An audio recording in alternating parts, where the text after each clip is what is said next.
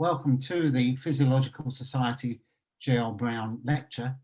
I'm Colin Sibley from the University of Manchester, and it's my pleasure to chair the proceedings this afternoon.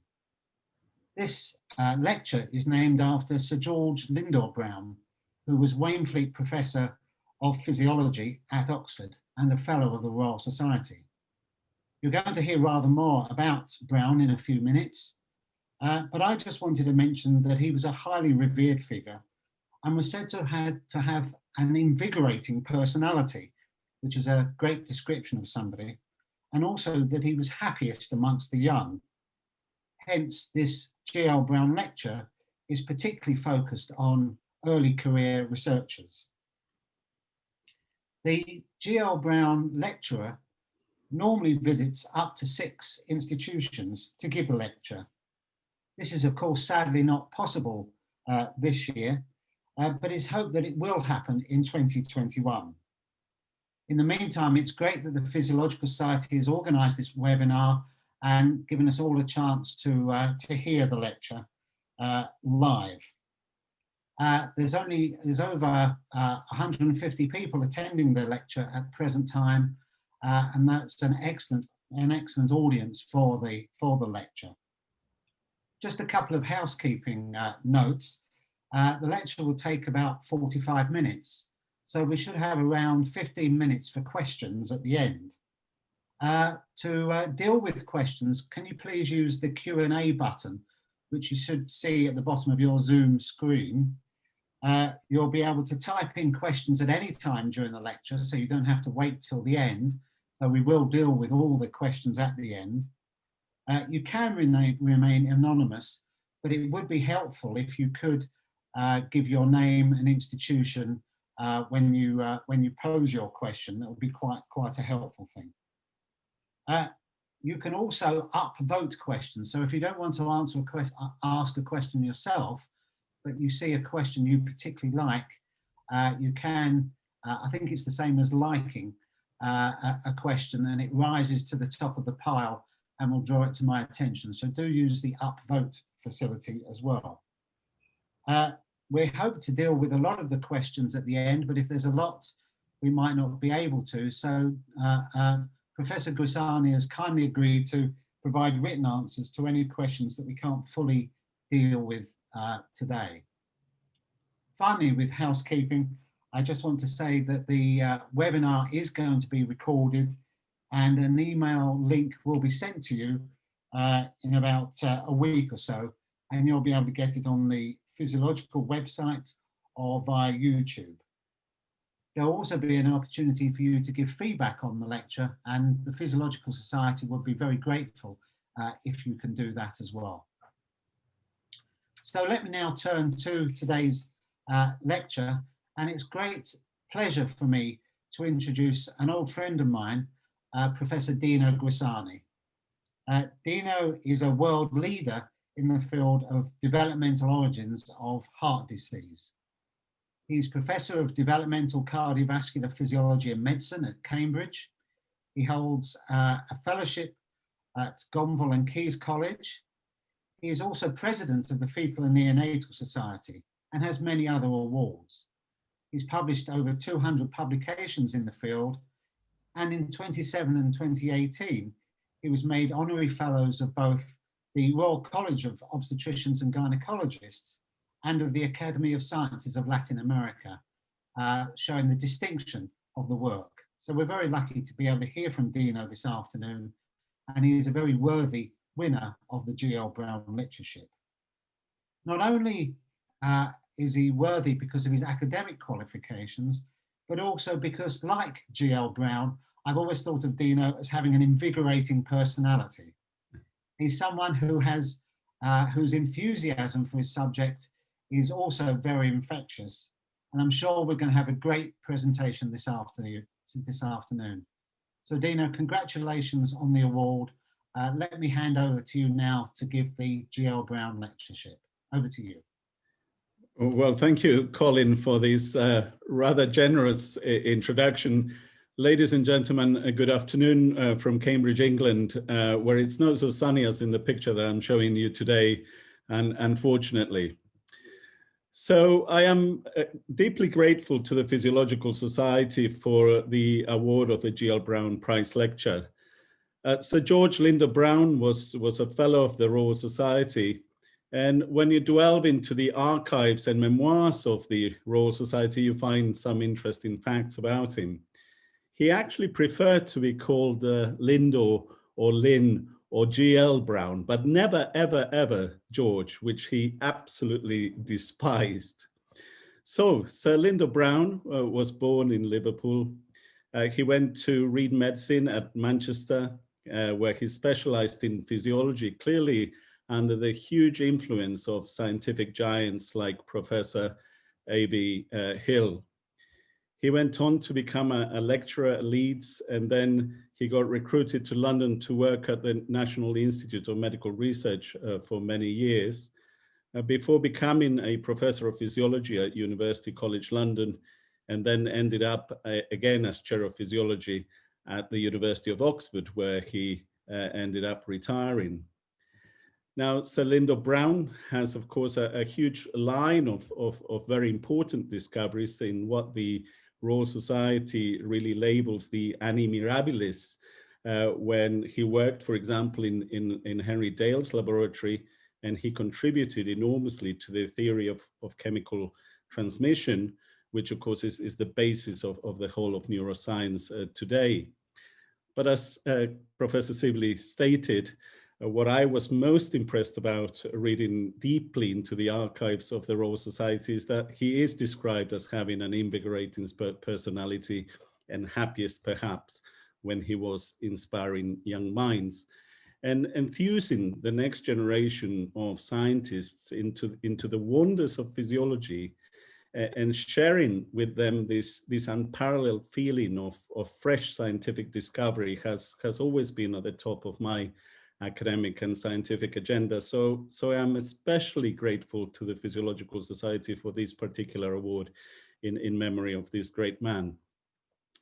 So for the next 40 minutes or so, what I wanted to do was to discuss with you how a component of our cardiovascular disease can be predetermined before birth, how this may be linked to alterations in fetal oxygenation, and of course, how this may have consequences for future generations. So my research group is interested in heart disease quite simply because this is, of course, the greatest killer in the world today. These are some frightening statistics from the British Heart Foundation about the situation in the UK today. We know that 1 in 3 people die of cardiovascular disease.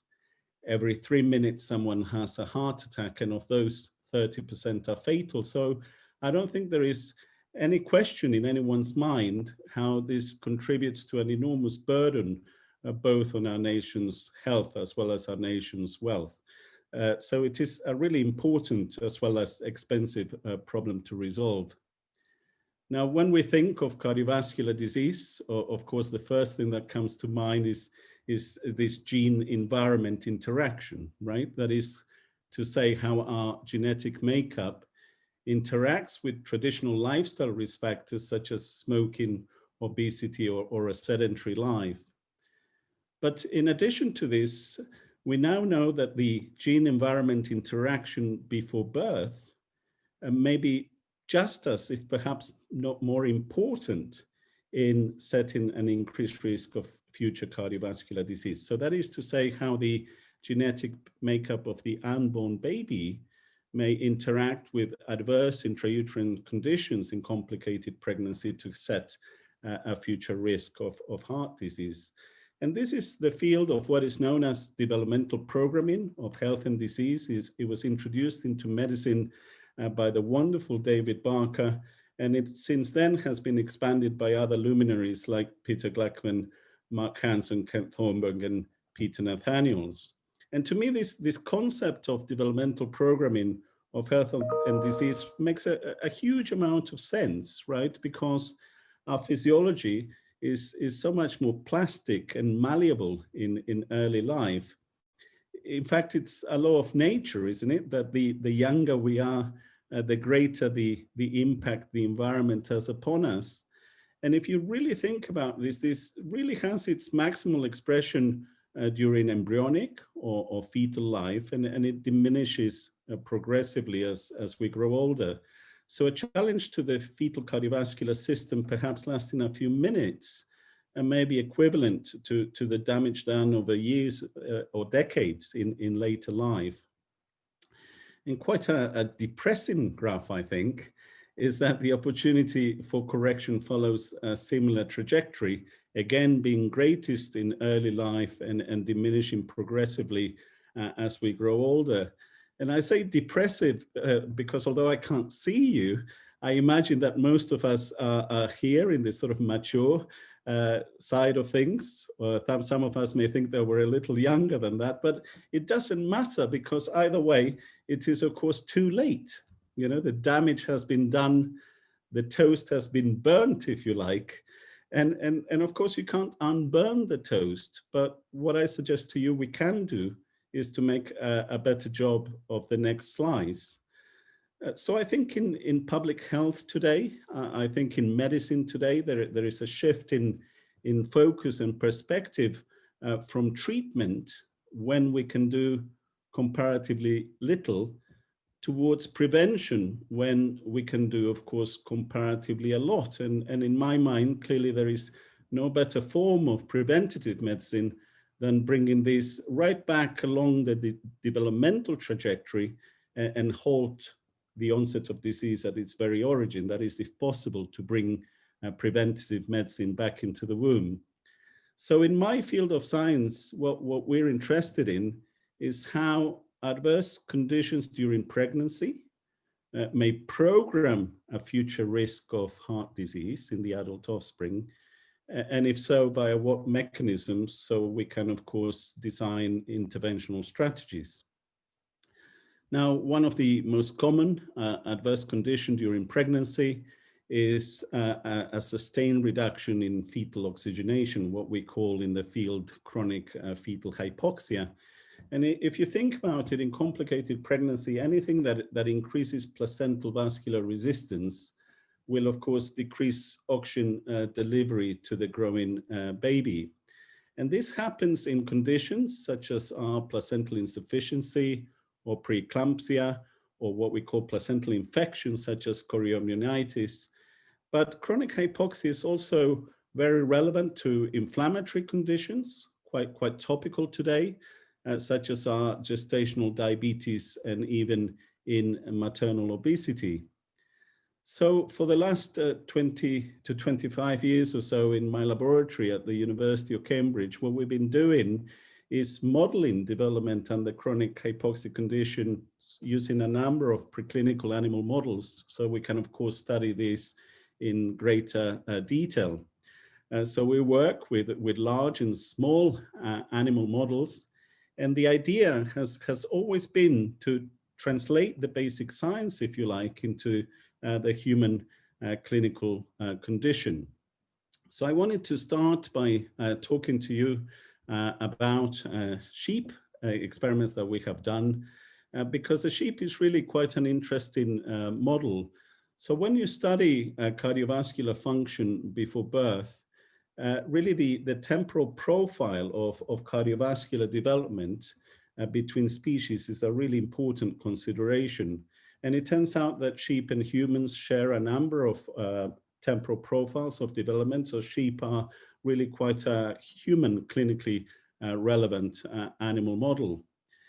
So together with a very talented group of postdoctoral fellows and PhD students and very dedicated technicians, we simply asked the question in pregnant sheep whether hypoxia or hypoxic pregnancy could increase a future risk of cardiovascular disease in the adult offspring.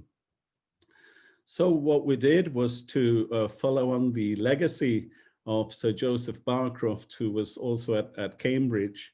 And he was famous, of course, for coining this phrase, Everest in utero, to describe the comparatively low oxygenated fetus relative to the mother as at the top of Mount Everest.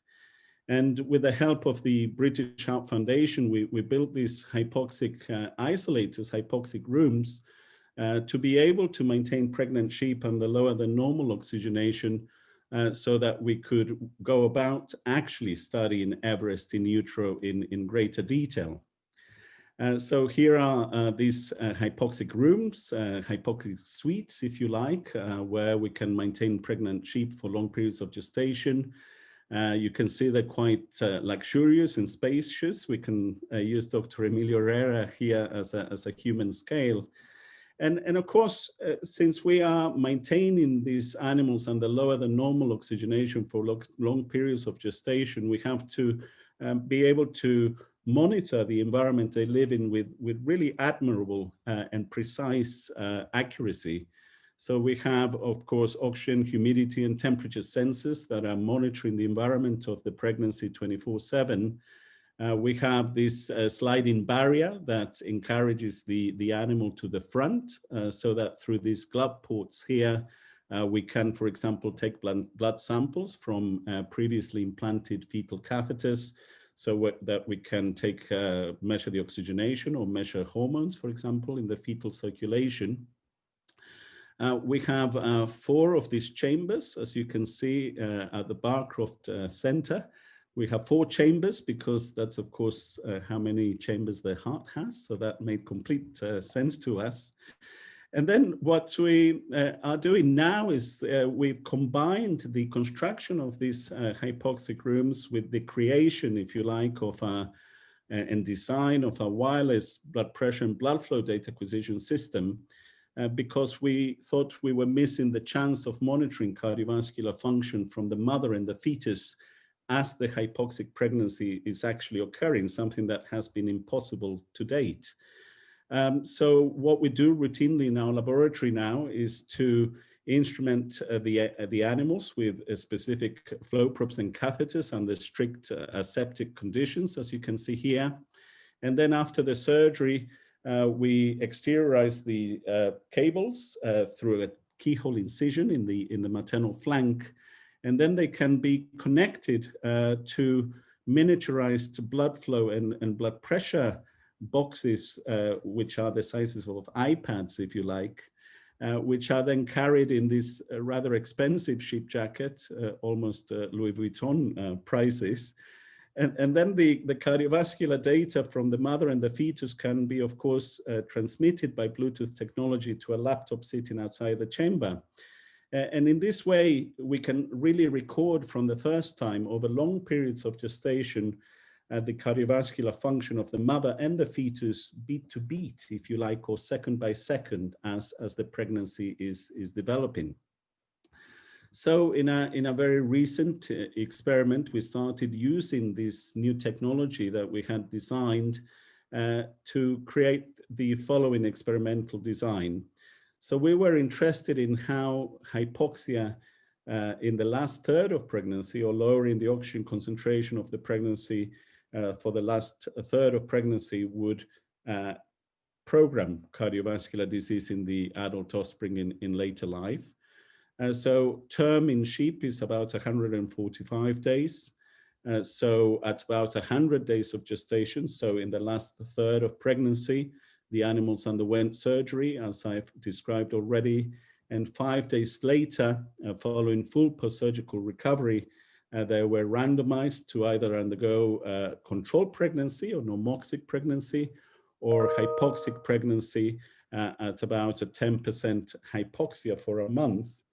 And the reason that we maintain them at this level of hypoxia is because Dr. Beth Allison, whilst doing a postdoctoral fellowship in my laboratory, measured that this level of hypoxia in the mother reduces the fetal oxygenation from normal values of around 22 millimeters of mercury to those of around 12 or 13 millimeters of mercury, again in a very highly controlled square wave fashion.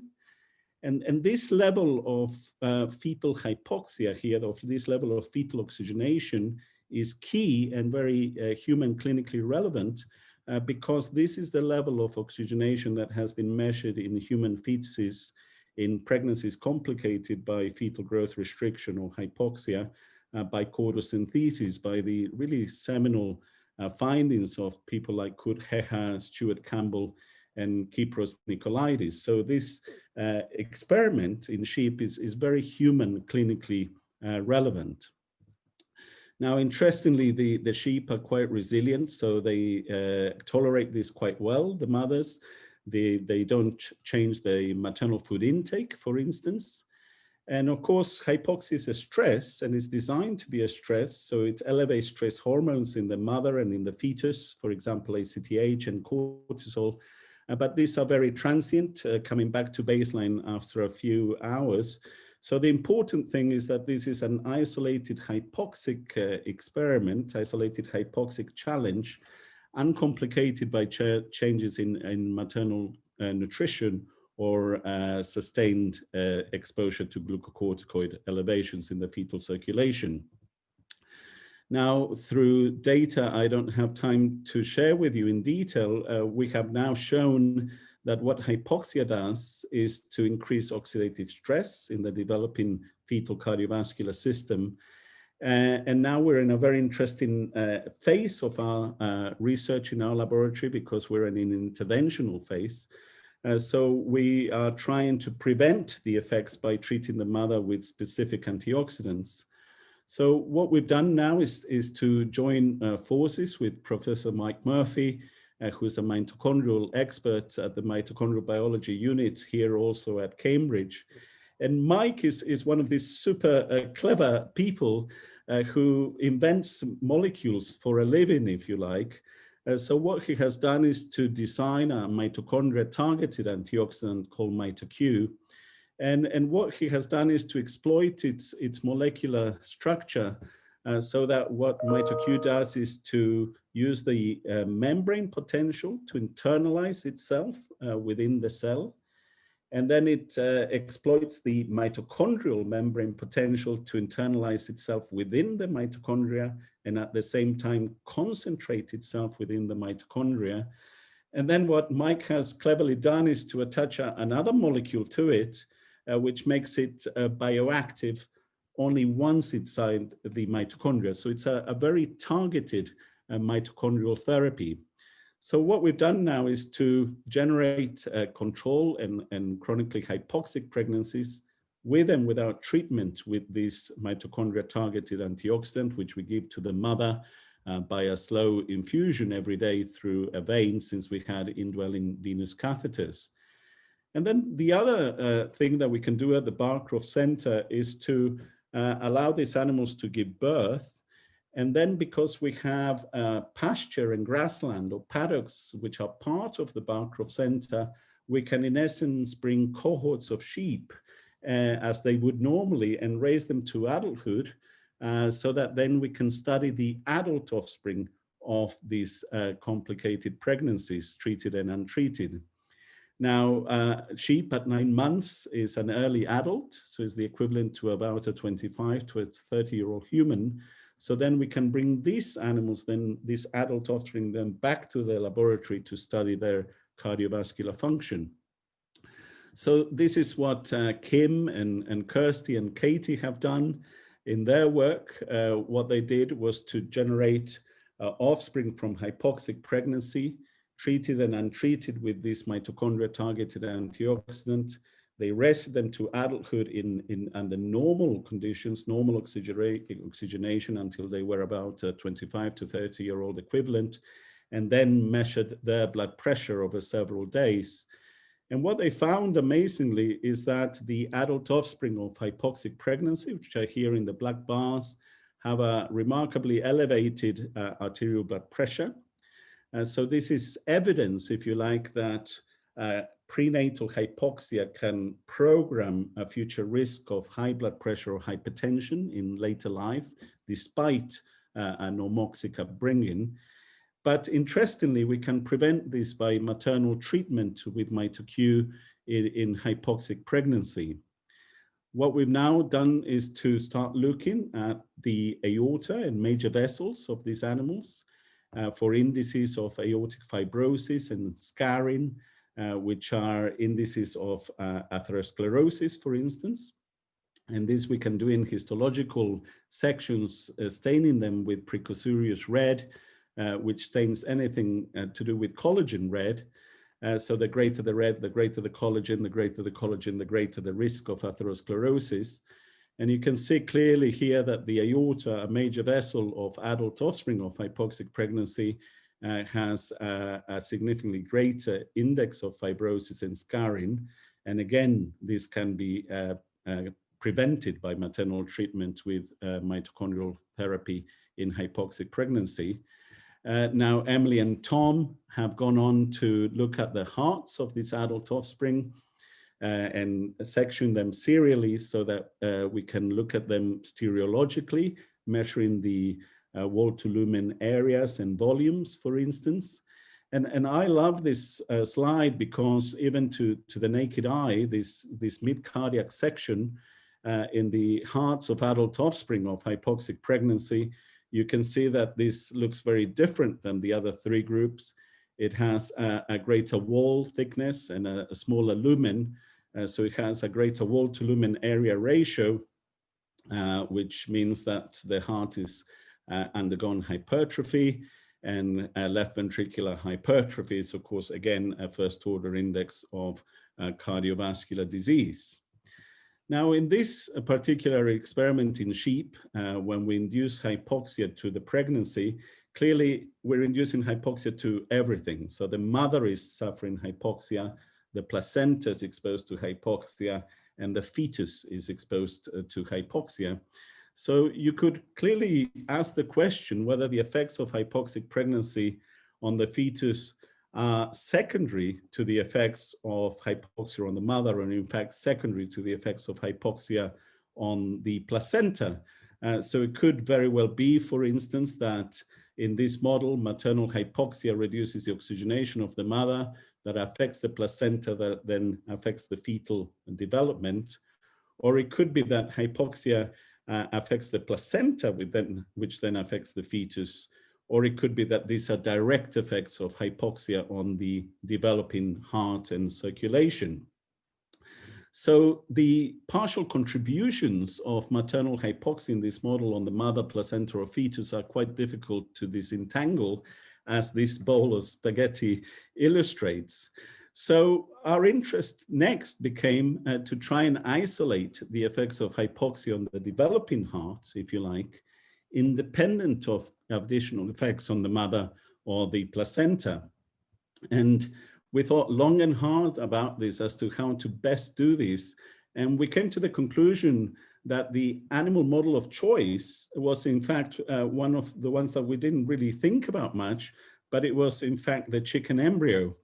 And the reason, of course, is that in contrast to mammals, with the exception of monotremes, I guess, in the chicken, the effects of chronic hypoxia and of potential therapy on the fetus can really be isolated without additional effects on the mother or the placenta. So what we've done now, actually, at the Barcroft Center is to miniaturize the whole process that we've started with sheep, and to create incubations under lower than normal oxygenation of fertilized eggs. So these are incubators can fertilize about 60 eggs at any one time.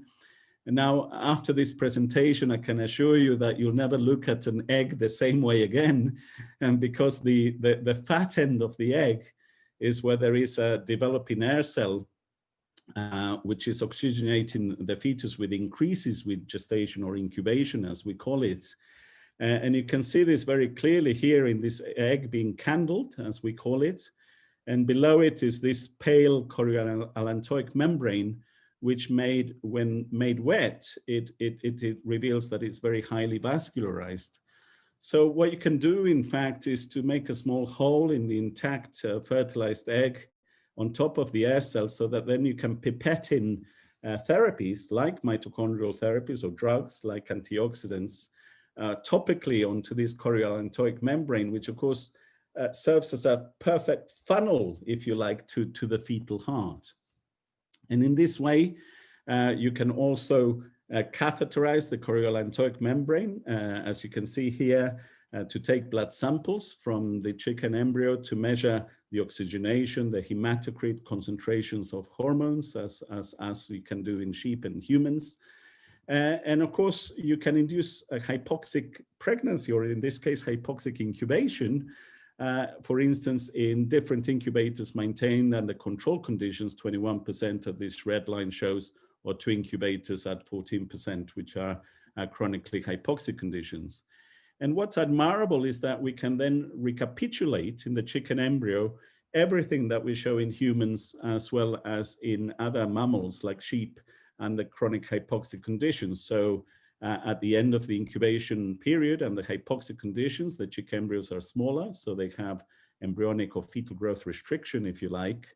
And of course, everything slows down in growth. The growth of everything slows down during hypoxic conditions, but we know that the brain is partially protected, what's called brain sparing.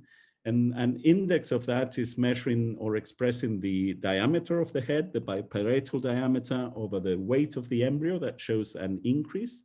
So this is a symmetric fetal growth restriction as it happens in humans. But what we can do in the chicken embryo is, of course, study the heart in detail. Now, these are tiny, tiny hearts, which are about 0.5 centimeter in diameter.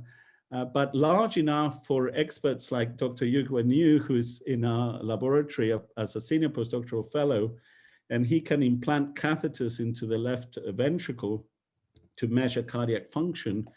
And in fact, he does this so routinely that we now teach undergraduates to do this.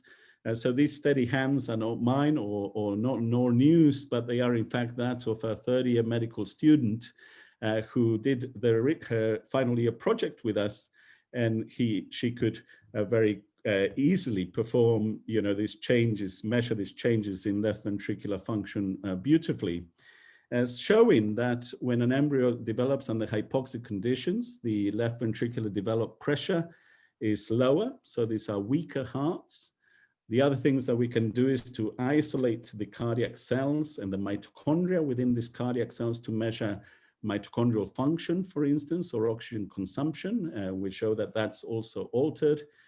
And just like we do in sheep, we can show stereologically and histologically that there are, of course, changes in the morphology of the heart.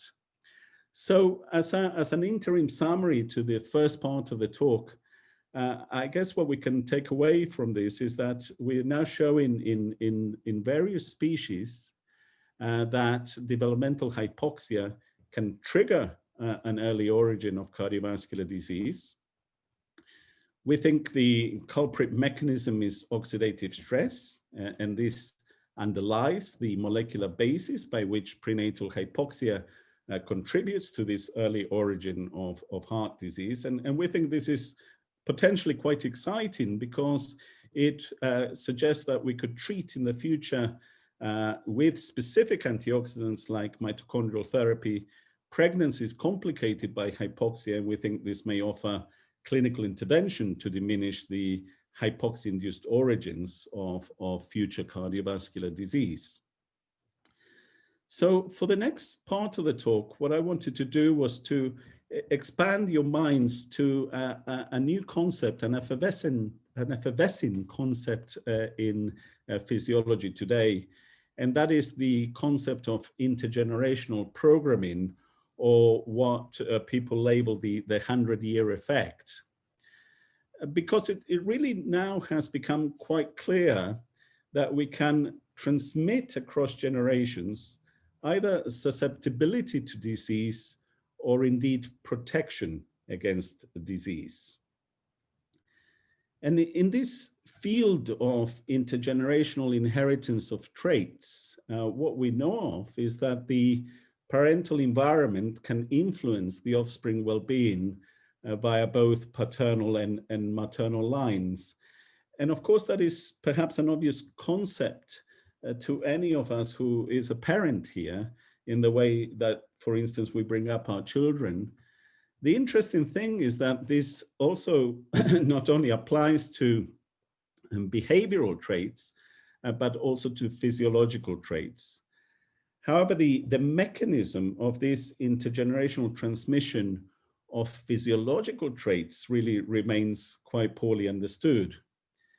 So in this field, studies have focused on intergenerational effects of changes in maternal behavior, changes in maternal nutrition, or what people call endocrine disruption or endocrine manipulation. So for instance, a beautiful study from Michael Meany's laboratory in Canada has now shown that even the altered maternal attention to the newborn could induce differences in stress reactivity of the offspring, and this could be transmitted across generations. And there is a growing body of evidence now of very high impact studies that are beginning to show how maternal undernutrition, as well as maternal overnutrition, including maternal obesity, can program heart disease in the adult offspring. And that again can be transmitted across generations, despite the second and third generation pregnancy being normal, if you like. And again, there is a group of high impact studies that have also reported that pregnancies exposed to excess glucocorticoids or endocrine disruptors can also program cardiovascular disease in the offspring in an intergenerational manner. So clearly, because of our interest, we were interested whether prenatal hypoxia could program cardiovascular dysfunction across generations. And if it's so, whether it did this via the mother or the father. And something that I'm particularly interested in is this question of whether there is evidence of transmission of just dysfunction, of whether there's in fact any evidence of transmission of advantageous, beneficial or protective traits onto the offspring. So for this work, we did choose to work on pregnant rats because the lifespan of a rat is of course much shorter, and it meant that we could look at subsequent generations within the tenure, for instance, of a PhD within 3 years. So like we've done in sheep and in chicken embryos, what we did this time was to generate hypoxic pregnancies in rats, generate male and female offspring of hypoxic pregnancy, which we then raised to adulthood, and then we mated with rats from outside the colony under control, normoxic conditions, to generate a second generation of male and female offspring with an ancestral history of maternal exposure to hypoxia, if you like, through the paternal line or through the maternal line. So that's why they're all colored in blue, if you like.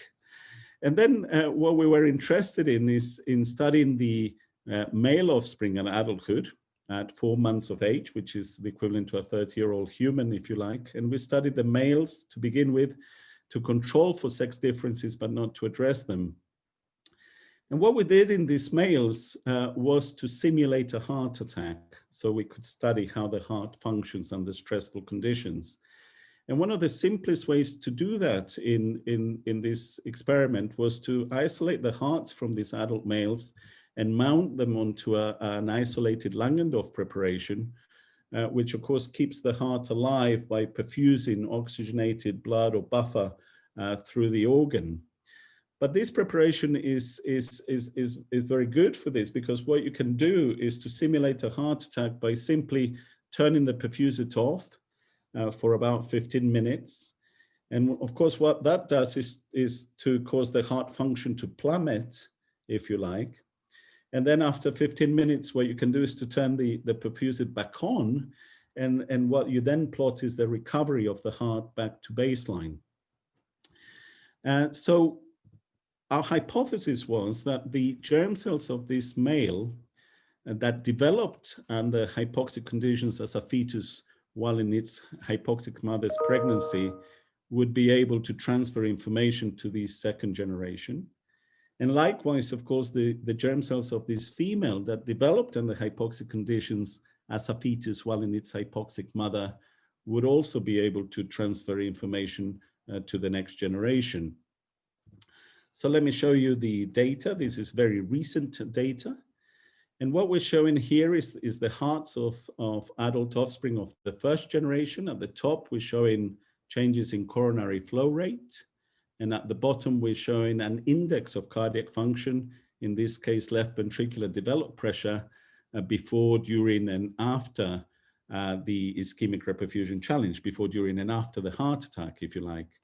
And the adult offspring of hypoxic pregnancy are shown in blue here, or in light blue. And what we show is that prenatal hypoxia can program a decrease in coronary flow rate in the adult offspring, and that's remarkable because a decrease in coronary flow rate means there's a decrease in coronary reserve to a subsequent challenge, such as a heart attack. And that's confirmed here, where the adult offspring of hypoxic pregnancy have an impaired or delayed recovery to the ischemic challenge. And this is what happened in the second generation offspring.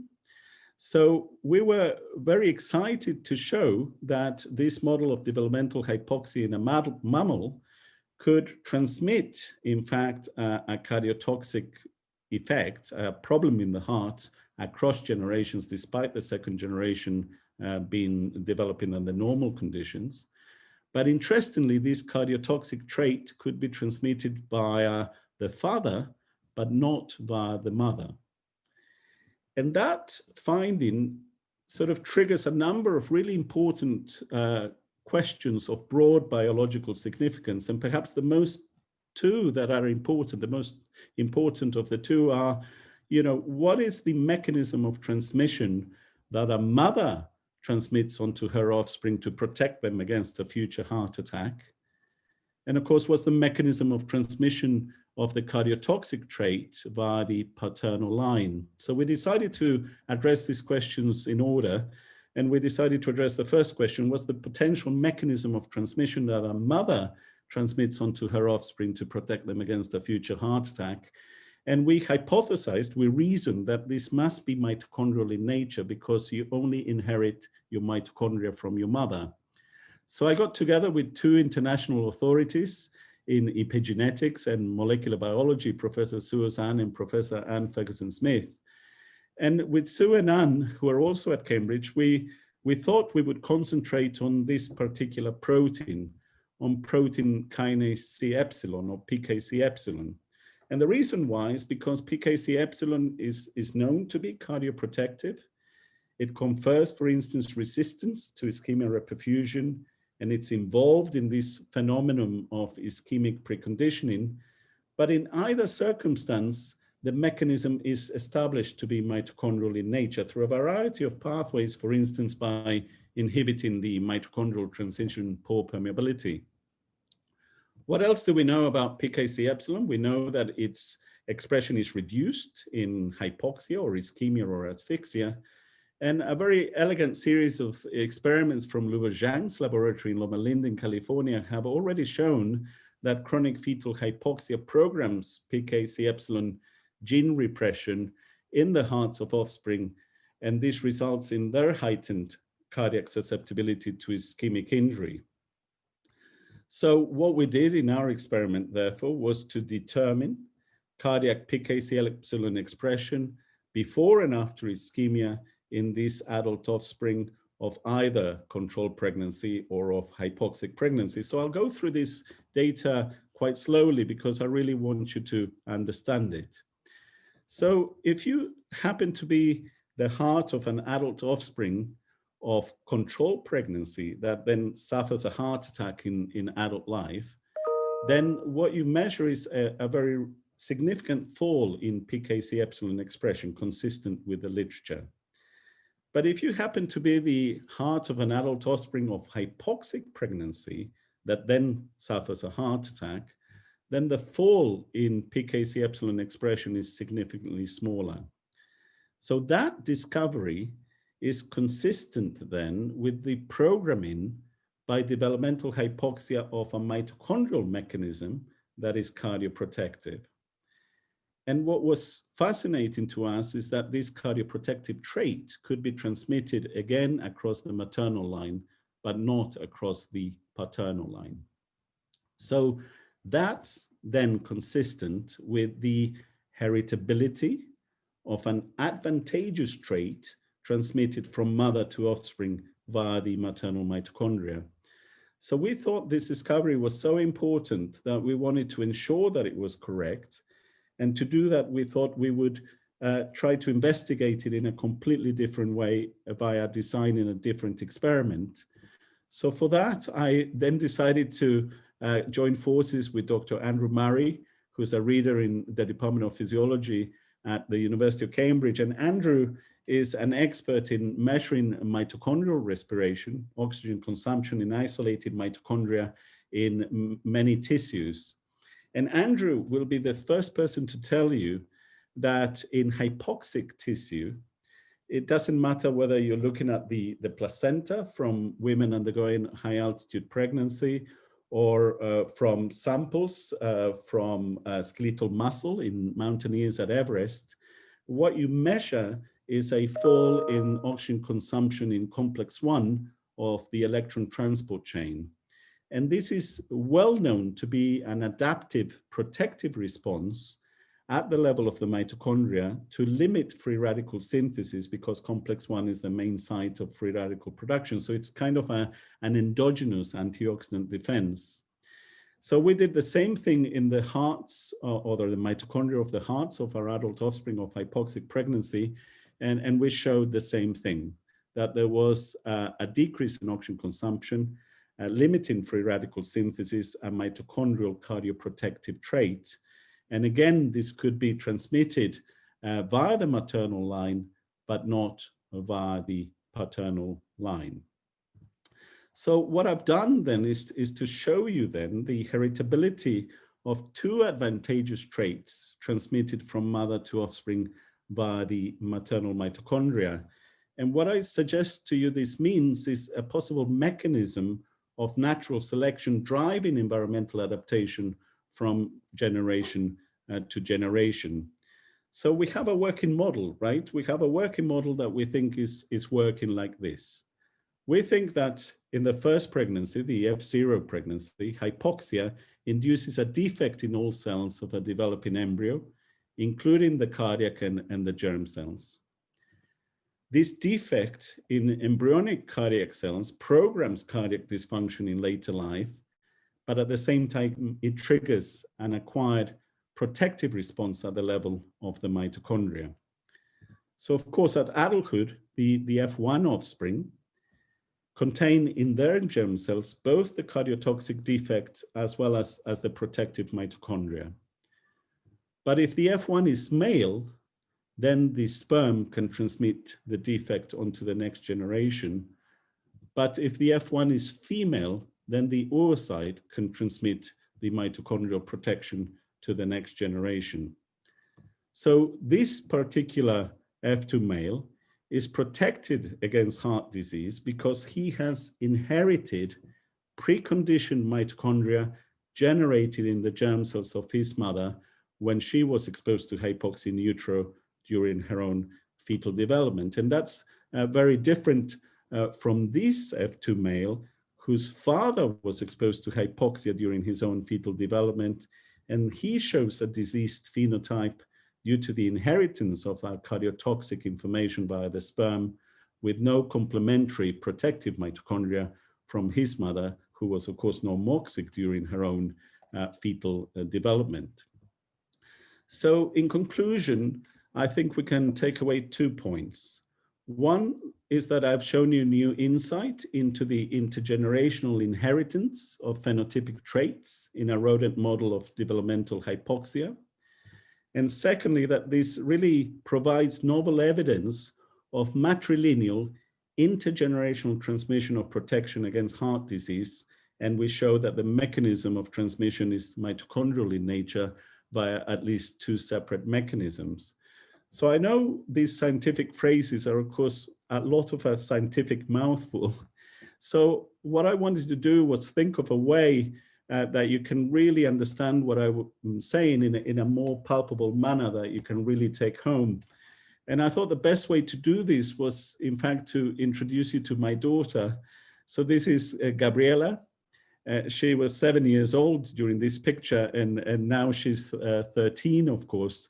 And we had a lot of fun updating this slide this past weekend, as you can see. But either way, it's obvious that Gabriela has boundless energy. And of course, her postnatal environment would have shaped some of her physiology. But really what I've told you during this webinar is that a lot of her physiology and health would have been programmed by her own fetal environment, by the quality of my wife's pregnancy in Gabriella's environment here. And that quality of the environment would have programmed not only the health of her heart and circulation and the health, of course, of her brain and cognitive capacity, but also the health of the eggs in Gabriella's ovaries. And sadly, I know that Gabriella will grow up one day, but when she does, I very much hope that she has children of her own. So you see, ladies and gentlemen, it just happens then that the quality of my wife's pregnancy will therefore not only influence the health of my daughter, but also the health of my grandchildren, and hence why we call this the 100-year effect.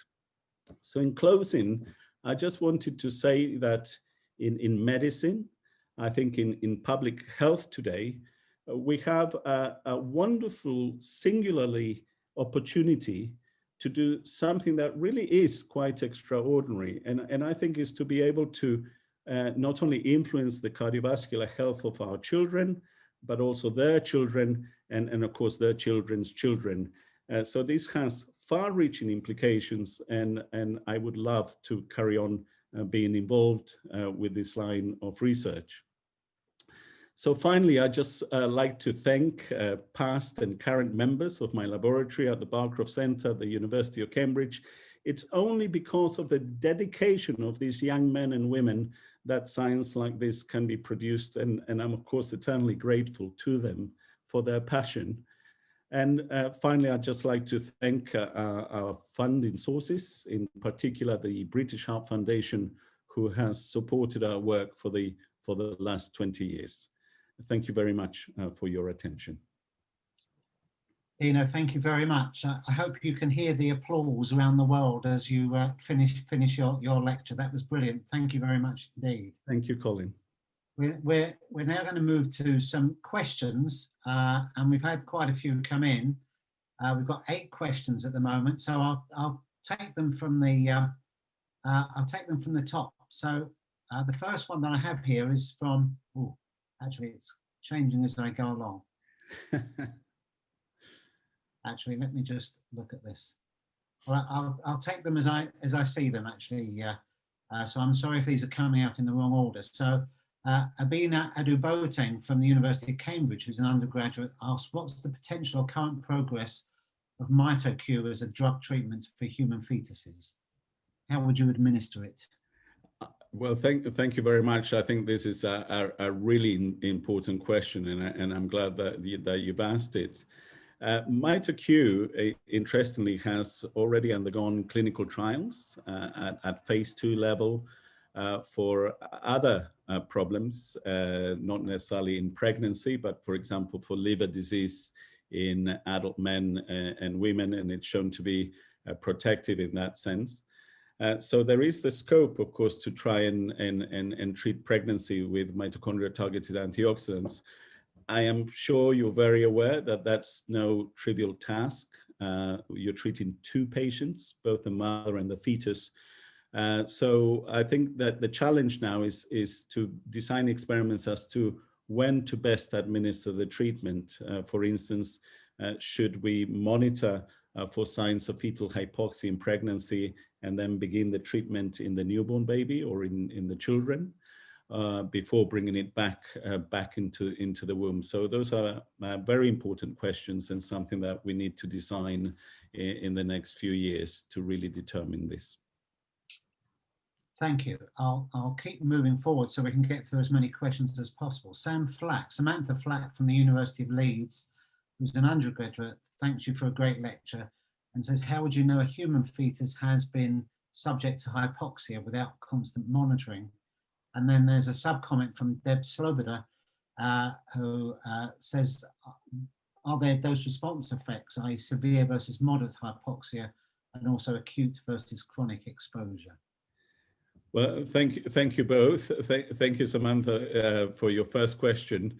It is fantastic to hear questions from undergraduates.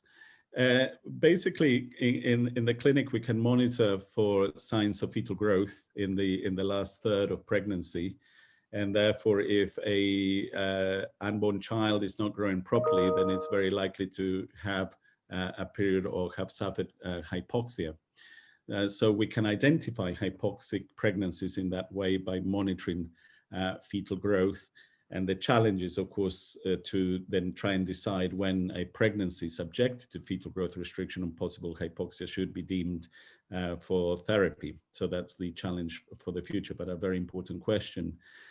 Thank you, Deb, for your question on acute versus chronic and a dose response. It's a very important question. There are dose responses, but I think the best way to answer your question is whether hypoxia occurring in the last third of pregnancy has different effects, for example, from hypoxia occurring at the beginning of pregnancy. And we do see differences. For instance, if the hypoxia occurs from the very beginning of pregnancy, the placenta can actually adapt to the hypoxic challenge because it develops within a low oxygen environment itself, and it can convey protection onto the effect of hypoxia on fetal growth. So it almost cushions the effect of hypoxia on fetal growth. So early onset hypoxia causes less growth restriction than late onset hypoxia. And our feeling is that that might translate to, again, a more moderate to a more severe case of increased risk of heart disease in the adult offspring. Thank you. Thank you. Michelle Desforges from the University of Manchester says she might have missed it, but is there fetal growth restriction in the hypoxic sheep model? And if yes, does MitoQ improve birth rates? Thank you. That is a fantastic question, and I didn't mention it, so you didn't miss it. But I'm glad you gave me the opportunity to expand on that work. In our model of hypoxic pregnancy in sheep, we do see fetal growth restriction. So a newborn lamb in this breed of sheep, which are Welsh Mountain, weighs about 3.5 kilograms, which is very much the weight of a normal human newborn.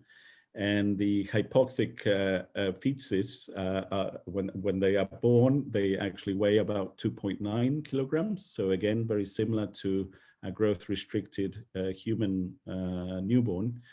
And when we give MitoQ, we can actually protect against that effect. And we think that what MitoQ is doing is increasing nitric oxide bioavailability, which is a powerful vasodilator in the uteroplacental vascular bed, normalizing, if you like, oxygenation to a certain extent in terms of oxygen delivery, and that cushions the effect of hypoxia on fetal growth. So it is an interesting therapy against fetal growth restriction, in addition to an early onset of future cardiovascular disease risk. Fascinating. An anonymous attendee asks, just wondering what was observed in a F2 from breeding between two mice, both raised under hypoxic pregnancy. Does the maternal protective mechanism override the paternal disposition? That is a wonderful, wonderful question. I wish it wasn't anonymous, and I wish you'd had presented your name, because I think this is a very insightful comment. And of course, the answer is we don't know yet. We're doing those types of experiments at the moment, where we are thinking that perhaps the effects of mating two F1 offspring, which have both been hypoxic in utero, might actually summate and exacerbate the effect in later life. And we are at the moment making combinations of male versus female offspring of hypoxic pregnancy mating to see which one has the greater effect. So they're not easy experiments. They take a long time to resolve, and they are, of course, several combinations that you can do, and we are designing them all. Thank you. Next, I'm going to pose a question from Owen Vaughan, who's at the University of Colorado. Hello, Owen. You like your model of decreasing plasticity to environmental insults with increasing age. Can you put some numbers on this? For example, how does the cardiovascular risk conferred by prenatal hypoxia compared to that conferred by hypoxia in adulthood? Sometimes receive the criticism that prenatal interventions to mitigate programming are futile because postnatal lifestyle and diet have a more proximal contribution to adult disease risk. Another excellent question, I think. It is an excellent question. I know him very well. Hi, Owen. It's nice to see you, and thank you for supporting the webinar. I think one of the best ways to answer your question is by turning it around and actually talking about therapy, whether you give therapy, for instance, in adulthood to cardiovascular disease once established, or whether you give therapy to an early origin of cardiovascular disease. And a lot of criticism in the past to this type of work has seen that, you know, we have tested antioxidants, and antioxidants, of course, do not revert heart disease in the adult offspring once the disease has been established. And therefore, you know, why should antioxidants work early in life or before birth? And the key difference is almost what I said about toast. You know, once the toast is burnt, you can't unburn the toast. So once disease is established, it's very difficult to revert the disease process. So what you must do is to treat with antioxidants at a critical period of development, of course, when things are forming and becoming shaped and sculpted to set their physiology for later life. It is only then that you will be able to revert or prevent the onset of the development of disease. Thank you. We're beginning to run a bit short of time, but I think we can do a few more minutes. Can we, Dino? Are you okay? Please do so. Okay. So Jaya Sharma from the University of Sheffield says, do mitochondrial DNA play a role in hypoxia?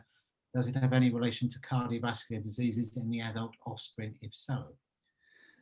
Thank you for that question. I think it's a very insightful question, a very important question. It's something that we've been thinking about mitochondrial DNA. We've now joined forces with Patrick Chinnery, who's an expert also at Cambridge working with mitochondrial DNA variants. His particular interest is in neurodegenerative diseases, but now we're beginning to try and identify whether there are mutations of mitochondrial DNA triggered by developmental hypoxia, and whether some of these can explain some of the transmission of cardiotoxic traits. And in fact, even something more interesting, it can also may explain how there may be transmission of protective mitochondrial variants from mother to offspring. So that's certainly a very plausible possibility. And then a similar question from Emily Gibbs, who must be in a room next to you at the moment, I think, Dina, who's at Cromwell and Keys, Cambridge. Yeah. Is the initial FNO mutation likely to result from epigenetic mutations transmitted by genomic imprinting, or through major base mutations, for example, frame shifts mediated by the production of reactive oxygen species? Thank you, Emily. Emily is a first-year medical student that I teach, so thank you very much for supporting the webinar. And again, I'm very pleased to say that that is a really important question. And yes, I mean, I haven't really talked about the mechanism of transmission of the cardiac defect from father to offspring across the paternal line. We think that that is very likely to be epigenetic in nature. We have done some experiments looking at DNA methylation, which is a type of epigenetic modification. We don't think that is involved, so those experiments were negative. Another possibility is that epigenetic mechanisms may be mediated via changes in microRNA. And we have measured different microRNAs in the hearts of the offspring of the different generations, microRNAs that are known to be associated with heart disease, for instance. And again, we haven't found any evidence of any changes in microRNA. So the mechanism of the cardiotoxic trait transmitted by the paternal line remains at present unidentified, but we agree that it's very likely to be epigenetic in nature. I'm going to, we're getting short of time, but I'm going to go to Eric Storr now, who is from Cardiff Metropolitan University, who thanks you for a fantastic lecture. You mentioned chronic hypoxia. Do the fetal cells actually become hypoxic, or is the hypoxia referring to the reduced oxygen delivery, necessitating an altered oxygen flux into the cells? Well, I think it's quite likely organ dependent. And I think in fetal life, as we know, there is a redistribution of the cardiac output during a hypoxic challenge away from less essential vascular beds, for instance, such as those perfusing the limbs to try and maintain oxygen delivery to the brain, what we call, and of course, you might know as the fetal brain sparing effect. So I think we're talking in this instance primarily about decreases in oxygen delivery, not so much changes in hypoxia at the level of the cell, but I think the gradient of hypoxia that we're talking about, even at the level of the cell, is very much likely to be organ dependent, less so in the brain and more so in other peripheral organs, for example.